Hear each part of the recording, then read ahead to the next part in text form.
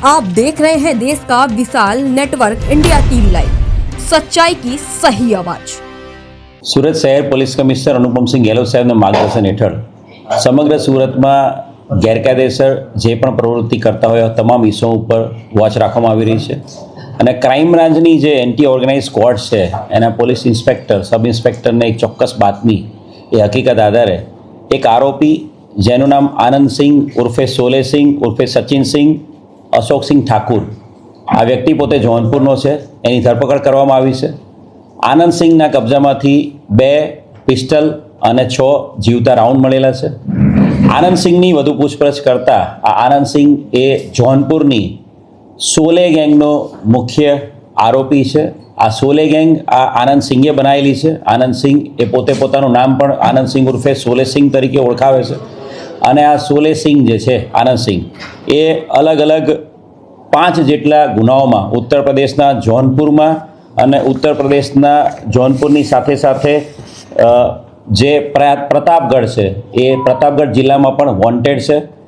આ સોલેસિંહ છે એ ઉત્તર પ્રદેશના જોનપુર વિસ્તારનો સૌથી મોટો બાહુબલી બનવા માટેનો પ્રયત્ન છેલ્લા 10 વર્ષથી કરી રહ્યો છે અને એ અનુસંધાને એણે ઉત્તર પ્રદેશના જોનપુર અને પ્રતાપગઢ વિસ્તારમાં પોતાના અલગ અલગ માણસો ઊભા કરેલા છે અને આનંદસિંહે પોતાની સાથે વેપન રાખીને આખા જોનપુરના આખા પટ્ટામાં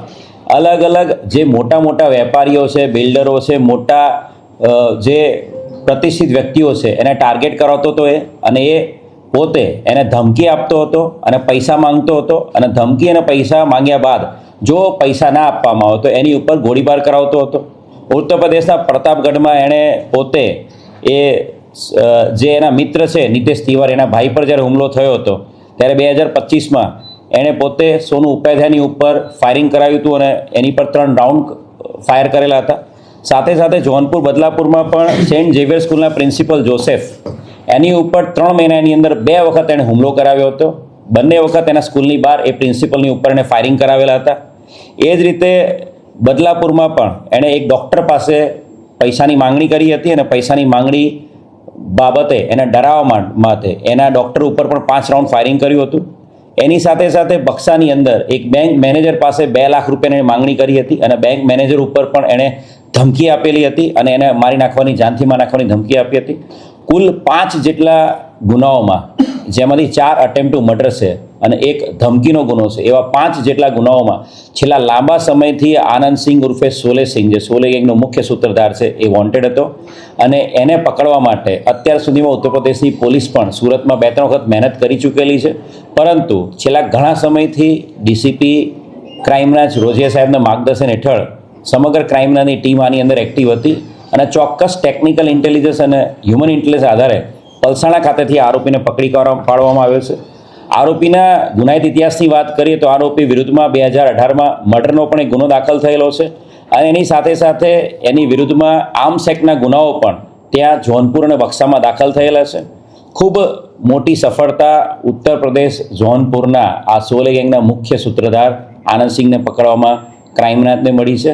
અને સુરત શહેરની અંદર કોઈ પણ પ્રકારના ક્રાઇમને અંજામ આપે એ પહેલાં ચોક્કસ ઇન્ટેલિજન્સ અને ટેકનિકલ ઇન્ટેલિજન્સ આધારે આ આરોપી પકડી પાડવામાં આવ્યો છે। આરોપી આટલો ચાલાક હતો, કોઈ ટેકનોલોજી ઉપયોગ કરતો હતો કે નહીં મોબાઈલ? અત્યાર સુધીમાં જેની પ્રાથમિક પૂછપરછ કરી છે એ પ્રમાણે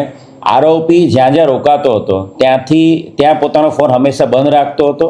અને ત્યાંથી 50થી 100 કિલોમીટર દૂર જઈને, જ્યાં એણે જોનપુર અને પ્રતાપગઢમાં પણ જે ધમકીના અને ફાયરિંગના ગુનાઓ થયેલા છે એ ધમકીઓ આપવા માટે બી એ પોતાના ઘરના વિસ્તારથી 100 કિલોમીટર દૂર જઈને ફોન સ્વિચ ઓન કરીને ત્યાંથી એ સિમ કાર્ડ નવું યુઝ કરીને ફોનથી ધમકી આપતો હતો। અહીંયા સુરત ખાતે પણ એ છેલ્લા ઘણા સમયથી રહેતો હતો, તો જ્યાં એ રહેતો હતો એ વિસ્તારમાં ક્યારેય ફોન યુઝ નહોતો કરતો, એ અન્ય વિસ્તારમાં જઈને દૂર 40-50 કિલોમીટર દૂર જઈને ફોનનો ઉપયોગ કરતો,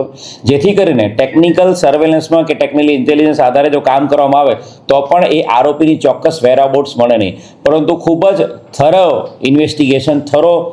જે તપાસ છેલ્લા 3 મહિનાથી જે હકીકત જોનપુર અને પ્રતાપગઢ જિલ્લામાંથી મળેલી હતી એ અનુસંધાને ક્રાઇમ બ્રાન્ચ છેલ્લા 2 મહિનાથી આ આરોપીને પકડવા માટે લાગેલી હતી અને એના કારણે જ આ સફળતા આ આરોપીને પકડવામાં ક્રાઇમ બ્રાન્ચને મળી છે। વધુ વાત કરું તો આ જે આરોપી છે આનંદસિંહ જોનપુર એટલો મોટો સાતીર અપરાધી છે કે વારાણસીની અંદર આ આરોપીને પકડી પાડવા માટે 1 લાખ રૂપિયાનું ઇનામ ડિક્લેર કરવામાં આવ્યું છે અને પ્રયાગરાજના આઈજી સાહેબે પ્રયાગરાજ રેન્જમાં પણ આ આરોપીને પકડવા માટે 50,000 રૂપિયાનું ઇનામ ડિક્લેર કરવામાં આવ્યું છે. કુલ મળીને 1.5 લાખ રૂપિયાનો જે ઇનામી આરોપી છે એને પકડી પાડવામાં ક્રાઇમ બ્રાન્ચને સફળતા મળી છે. देश और प्रदेश की खबरों के लिए अभी सब्सक्राइब कीजिए इंडिया टीवी लाइव, साथ ही बेल आइकन को दबाना बिल्कुल ना भूलें, जिससे सबसे पहले खबर आप तक पहुंच सके.